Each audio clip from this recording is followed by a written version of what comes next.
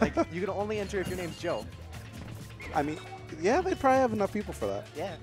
All right, but the 2 Joes on the 6 right now are already playing. And honestly, if they had a Joe bracket, this could be grand finals at this point because these guys are always stepping their games up. Looks like we're looking at like JoJo's Bizarre Adventure here. Sorry, that was a JoJo reference. Anyway. Yeah. So, yeah, Diddy Kong Game & Watch. We got another Game & Watch on stream. Is that a popular character in these parts? Yeah, like, usually there's either none of them in bracket or there's like 6 or 7. They roam in like swarms in FPVA. Yeah, it's a very tight-knit Game & Watch community for some reason out here, and they like to help each other out a lot and like give each other's pointers. And it's a lot of friendly competition too, so seeing, you know, his Game & Watch brethren in Disgaea fall last set, Dingus Joe is definitely going to try a little bit harder this time, but right now it's not looking like it's going in his favor because Seagull's just trapping him on the ledge for the last minute. Does not want him to get back on. Already racking up 130%, and one punish with up smash out of shield will seal that first stock. Honestly, looked like overkill.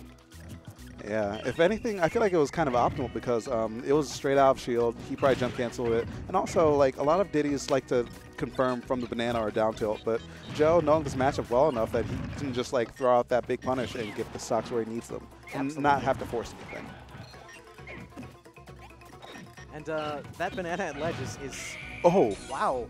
Every time I hear the 8, I get shook. Yeah, I get shook. It sounds like the 9. Yeah. You know, the human reaction time is actually faster for sound than it is for visual stimulus. Yep. Dropping knowledge.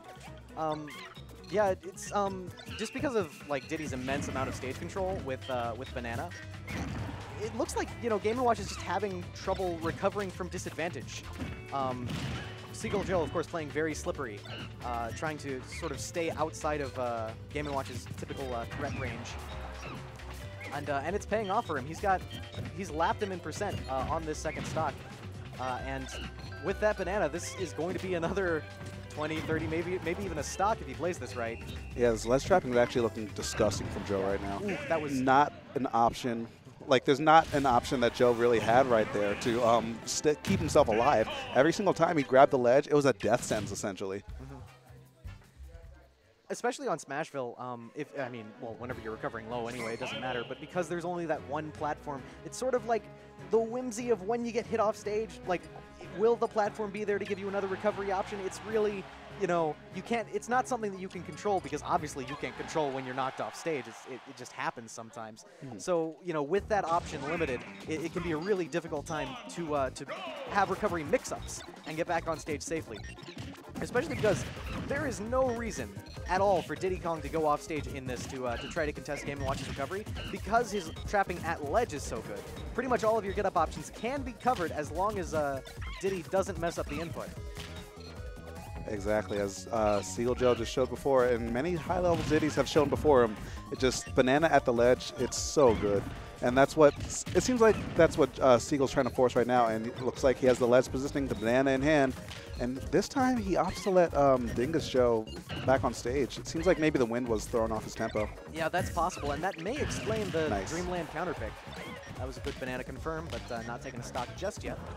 Dreamland, of course, having wider blast zones than Smashville on the sides.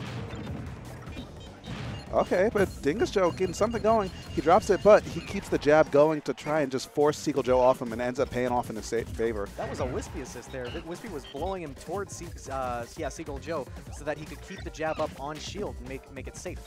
Eventually, I'm not sure if that was shield poke or if Seagull Joe just tried to drop shield with maybe like roll, but one way or another it worked out for him. Unfortunately, was looking away from the screen at the time. That didn't work out for Dingus Joe. Yeah, I mean, that time Seagull just kind of ran up and up smashed with punished dash attack. Yeah, it was dash attack.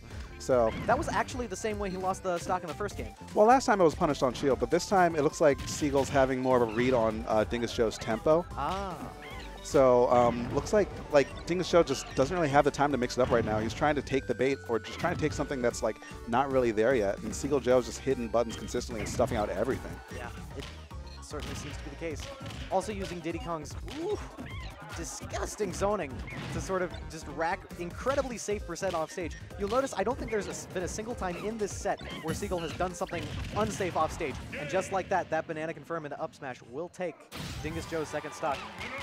Yeah, that was looking, after like, you know, the last 30 or 40 seconds ago or so, that was like looking like Dingus Joe was kind of hanging it up at that point because he was like hammering off stage, maybe like trying to get a little bit closer, but it was just looking so rough. Every single time he grabbed the ledge, it was just banana damage. And then when like Joe starts reading your dash attack tempos like that and just up smashing you raw, it's not a good sign when you only have one stock left. So yeah, Dingus Joe is going to fall down to the lose bracket. I'm sure we're going to see him a bit more later, but right now, it's a lot of killers up here.